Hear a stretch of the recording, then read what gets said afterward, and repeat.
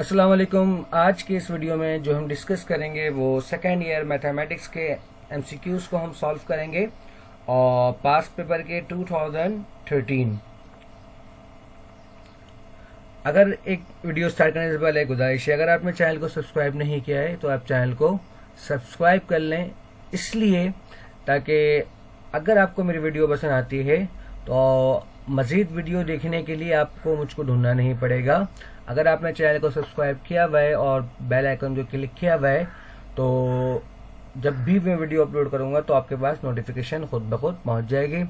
इंशाल्लाह पेपर से पहले पहले कंप्लीट टास्क है कि हम 10 ईयर्स कंप्लीट कर लेंगे सेकेंड ईयर के। ठीक है, तो स्टार्ट करते हैं लेक्चर टाइम जाए किए बगैर। सबसे पहले कह रहा है आपको the distance between the foci of the ellipse, के दो फोकस के दरमियान में बताओ क्या डिस्टेंस होता है एलिप्स से। ठीक है, तो अगर मैं ऑरिजिन से बात करूं, एलिप्स के डायग्राम अगर आप प्रॉपर पढ़े हो तो फिलहाल यहाँ प्रॉपर डायग्राम तो नहीं बना रहा, तो राइट साइड पर आपके पास बनता है +c और राइट साइड पर बनता है लेफ्ट साइड पर -c। तो लेकिन अगर मैं डिस्टेंस के बारे में बात करूं ऑरिजिन से, तो यहाँ से लेकर राइट साइड पर भी हमारे पास क्या बनेगा +c और लेफ्ट साइड पर भी क्या होगा -c। तो ये c + c को हम क्या कहेंगे 2c। तो ये फॉर्मूला भी है, ये आपसे एमसीक्यूज में पूछता है और आपसे सवाल में भी सॉल्व करने में आ जाएगा कि दो फोकस के दरमियान में जो डिस्टेंस बनता है एलिप्स के अंदर वो क्या बनता है 2c। नेक्स्ट एमसीक्यू आपके पास है कि if n equal to -1 then f prime integral of f of x power of n multiply by f prime of x dx is equal to. अब आपको यहाँ पर कह रहा है कि आपका n जो है वो किसके बराबर है, -1 के बराबर है। अगर n -1 के बराबर है तो फिर मैं जब n की जगह पर -1 रखोगे तो ये आपके पास बन जाएगा 1 फंक्शन, क्योंकि पावर जब -1 होगा तो फंक्शन को आप डिनोमिनेटर में लाओगे। ठीक है, तो और सामने जो है इसका डेरिवेटिव आपको मौजूद है जैसा आपको दिख रहा है dot f prime of x। ठीक है, तो ये रूल हम जानते हैं, अगर हमारे पास 1 फंक्शन हो और फंक्शन का डेरिवेटिव सामने मौजूद हो तो इसका जो रिजल्ट होता है वो क्या होता है ln फंक्शन। ठीक है, अगर यहाँ पर n इक्वल टू -1 नहीं देता तब हम यहाँ पर क्या लगाते हैं, पावर रूल। नेक्स्ट एमसीक्यू आपके पास कह रहा है कि which of the following circles passes through the origin. Simply सिर्फ सर्कल के लिए नहीं, किसी भी इक्वेशन के लिए अगर आपको कहे कि प्रूफ करो या चेक करो कि ये ओरिजिन से पास हो रहा है तो इसका मतलब ये होगा कि ओरिजिन से पास होने का कि वो कांस्टेंट लेस होगा, यानी कि उसके अंदर कांस्टेंट टर्म नहीं होना चाहिए। तो पहले इक्वेशन में दिख रहा है हमें +7, इसका मतलब यहाँ पर कांस्टेंट है, इसका मतलब ये ओरिजिन से पास नहीं हो सकता। +11 ये भी इसके अंदर भी कांस्टेंट है, इसका मतलब ये भी ओरिजिन से पास नहीं हो सकता। थर्ड वाले इक्वेशन में हमें दिख रहा है कि कहीं पर भी कांस्टेंट टर्म नहीं है, तो हम कह सकते हैं कि ये जो इक्वेशन है ये हमारा कहाँ से पास हो रहा है, ओरिजिन से। ठीक है, नेक्स्ट आपके पास एमसीक्यू नंबर 4 है कि integral e power of 10x multiply by sec square x dx। तो ये भी एक रूल है, अगर आपने इंटीग्रेशन पढ़ा है कि अगर e की पावर कुछ भी हो और उस पावर का डेरिवेटिव सामने मौजूद है, जैसे यहाँ पर डेरिवेटिव ही है। ठीक है, तो हम जानते हैं यहाँ पर e की पावर 10 है और आपको पता होना चाहिए कि जो 10x का डेरिवेटिव होता है वो क्या होता है, sec स्क्वायर। इसका मतलब पावर का डेरिवेटिव सामने मौजूद है, तो हम कहते हैं रूल के मुताबिक अगर पावर का डेरिवेटिव सामने मौजूद है तो जो उसका रिजल्ट होगा वो सिंपली क्या होगा, सेम ओरिजिनल फंक्शन ही आएगा। इसका मतलब जो इसका आंसर होगा वो क्या होगा, e की पावर 10x और इंटीग्रेशन के साथ हम क्या रखते हैं, +c लगाते हैं। नेक्स्ट आपके पास कह रहा है कि if a line is parallel to x axis its equation is. Simply इसके भी एक फॉर्मूला आपके पास है कि अगर कोई लाइन x एक्सिस के पैरेलल होगा तो उसकी इक्वेशन क्या होगी। तो अगर कोई लाइन x एक्सिस के पैरेलल होगा तो उसकी इक्वेशन होती है y इक्वल टू कांस्टेंट। ठीक है, नेक्स्ट हमारे पास the vertex of the parabola.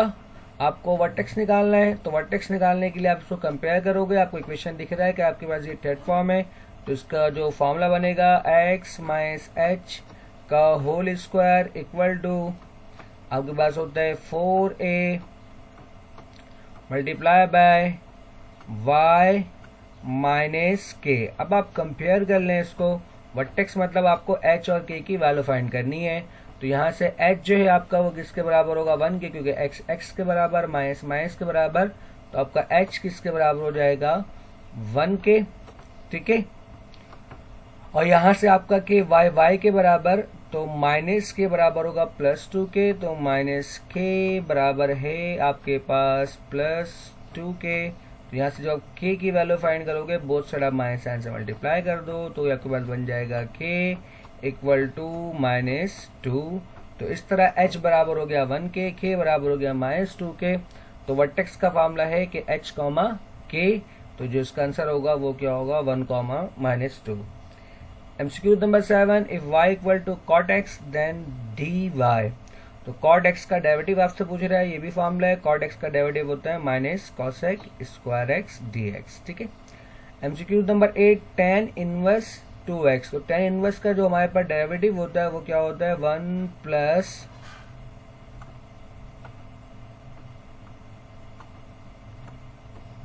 Angle का स्क्वायर, ठीक है, जिसका फॉर्मूला बनता है। और साथ में फिर हम क्या करते हैं, एंगल का फिर हम डेरिवेटिव लेते हैं, यानी कि d by d theta multiply by theta. ये फॉर्मूला है किसका, tan इनवर्स का, ठीक है। तो सबसे पहले यहाँ पर एंगल क्या है 2x, तो 1/1 प्लस आपको एंगल का स्क्वायर करना है, तो 2x का स्क्वायर क्या होता है 4x स्क्वायर, ठीक है। और फिर साथ में मल्टीप्लाई में आपको क्या करना है, डेरिवेटिव लेना है एंगल का, तो एंगल क्या है 2x, तो 2x का डेरिवेटिव क्या होता है 2। अब इन दोनों को मल्टीप्लाई कर लो तो ये बनेगा 2/1 plus 4x square. MCQ number 9, a function f of x equal to x upon modulus of x। आपको चेक करना है कि इवन है ऑड है क्या है। तो इवन ऑड चेक करने के लिए आप क्या करते हो, सिंपली जहां जहां पर x है वहां पर आप पुट कर दोगे माइनस का x, ठीक है। तो ये आपके पास बन जाएगा equal to -x divide by -x, ठीक है। अच्छा, चूंकि मॉडुलस फंक्शन है तो हम जानते हैं मॉडुलस फंक्शन में, एब्सोल्यूट फंक्शन में माइनस साइन खत्म हो जाता है। तो सिंपली आपके पास क्या बनेगा -x upon absolute of x। तो इसका मतलब हो गया कि आप इस चीज को देखें, ये बेसिकली आपका ओरिजिनल फंक्शन है। तो इसका मतलब इसको मैं लिख सकता हूं -f ऑफ x, ठीक है।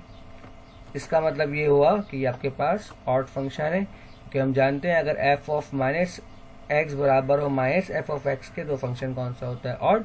और अगर f ऑफ -x बराबर हो सिंपली फंक्शन के, यानी कि f ऑफ -x बराबर हो सिंपली पॉजिटिव फंक्शन के, तो उसे फिर हम कहेंगे इवन फंक्शन।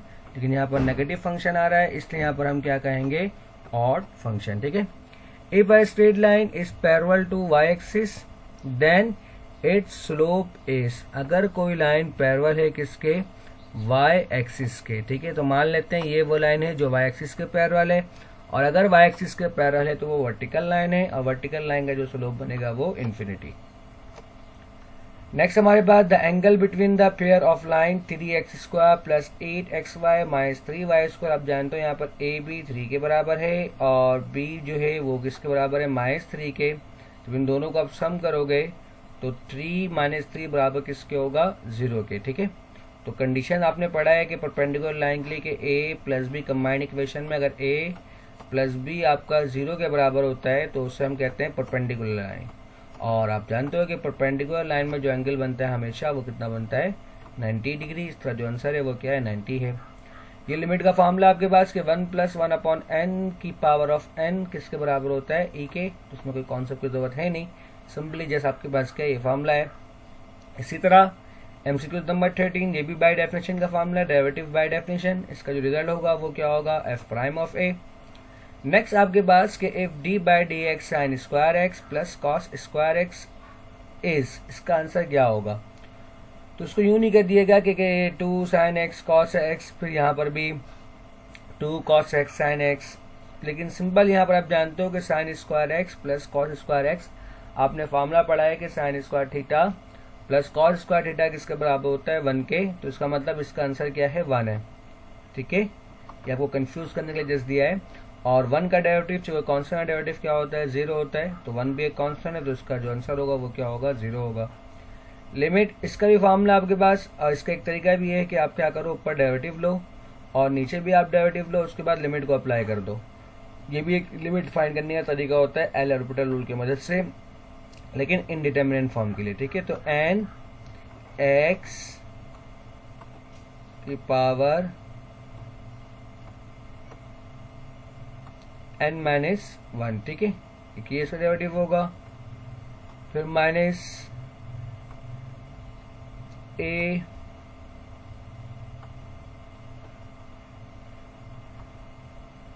एक्स की पावर ए माइनस 1, ठीक है।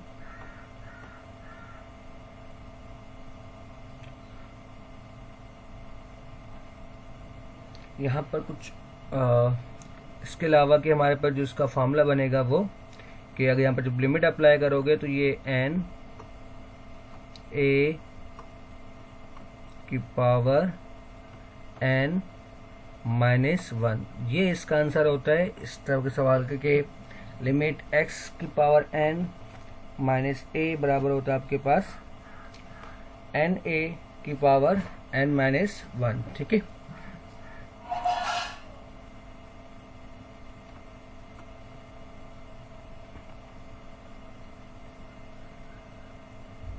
X if e equal to 1, e equal to 1 का मतलब यहाँ पर क्या है कि आपसे पूछ रहा है कि कौन सा है। अगर ई बराबर है 1 के तो उसका मतलब ये क्या होगा आपके पास, पैराबोला, ठीक है। The centre of the circle x square plus y square plus 6x minus 10y plus 33 equal to 0, आपको सेंटर फाइंड करने बोल रहा है। तो आप इसको कंपेयर करोगे सिंपली जनरल फॉर्म से, x square plus y square plus 2gx 2fy plus c, तो इसका मतलब 2gx जो हमें काम है जिसमें उसको लिख दे रहा हूं 2gx प्लस 2fy, ठीक है। अब कंपेयर कर लो तो 2g आपका किसके बराबर है, 2g बराबर आ रहा है आपके किसके, 6 के। इसी तरह यहाँ से जो 2f है वो बराबर आ रहा है किसके, माइनस 10 के। यहाँ से आप फाइंड करो तो यहाँ से g आपका बराबर हो गया किसके, 3 के, और यहाँ से आपका जो f है वो किसके बराबर हो गया, माइनस 5 के।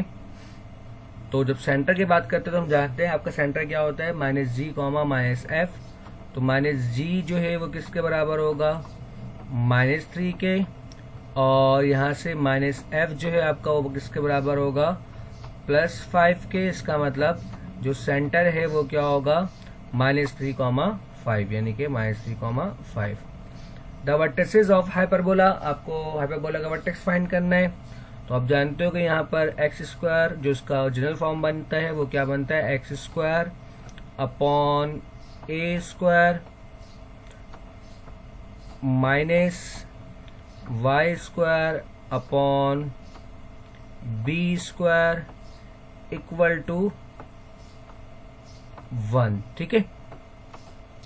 तो आपके पास जो वर्टेसेस बनेगा वो क्या बनेगा, यहाँ पर प्लस माइनस a, 0। तो यहाँ से a स्क्वायर बराबर होगा किसके, 16 के, ठीक है। तो यहाँ से a जो आप फाइंड करोगे तो a आपका बराबर आ जाएगा प्लस माइनस 4 के, ठीक है, प्लस माइनस 4।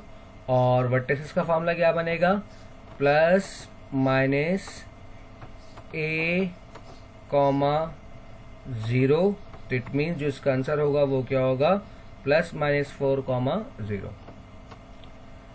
नेक्स्ट आपके पास है कि if a and b are any two vectors, a my difference b cross product of a plus b. तो जो आप क्रॉस प्रोडक्ट लेते हो तो सबसे पहले आप ए से क्रॉस प्रोडक्ट लोगे, ए क्रॉस ए। उसके बाद आपके पास क्या है, प्लस ए क्रॉस बी, उसके बाद माइनस बी क्रॉस ए, उसके बाद क्या आपके पास माइनस बी क्रॉस बी, तो ए क्रॉस ए आपके पास 0 होगा। इसी तरह बी क्रॉस बी आपके पास क्या होगा 0, तो ए क्रॉस बी वैसे लिखाएगा। और माइनस बी क्रॉस ए को हम लिख सकते हैं, यानी कि जब ए बी क्रॉस ए से हम ए क्रॉस बी करेंगे तो साइन चेंज करेंगे, तो ये हो जाएगा प्लस ए क्रॉस बी, और ए क्रॉस बी प्लस ए क्रॉस बी, इसको हम लिख सकते हैं 2a क्रॉस बी, ठीक है, यानी कि प्रोडक्ट क्रॉस प्रोडक्ट, ठीक है। साइन 30, चूंकि साइन 30 आपके पास आप जानते हो साइन 30 बराबर होता है 1/2 के, और चूंकि ये कांस्टेंट टर्म है जीबीए को कंफ्यूज करने के लिए दिया हुआ है, तो हम जानते हैं कि इंटीग्रल कांस्टेंट पे अप्लाई नहीं होता, तो ये 1/2 सिंपली बाहर आ जाएगा, ठीक है। 1/2 का मतलब है साइन 30, तो यहाँ पर क्या बचेगा 1, और यहाँ क्या होगा dx, ठीक है। तो ये कंफ्यूज कर रहा है, कंफ्यूज नहीं होगा, साइन का इंटीग्रेशन कॉस नहीं लिख दिएगा, तो 1/2 और 1 का इंटीग्रेशन आपके पास क्या होता है, सिंपली x होता है, तो x प्लस सी, क्योंकि 1/2 तो यहाँ मौजूद नहीं है, लेकिन हम जानते हैं 1/2 का मतलब क्या होता है 0.5। तो उम्मीद करता हूँ कि आज का लेक्चर आपको समझ में आया होगा। वीडियो देखने के लिए शुक्रिया, अल्लाह हाफिज।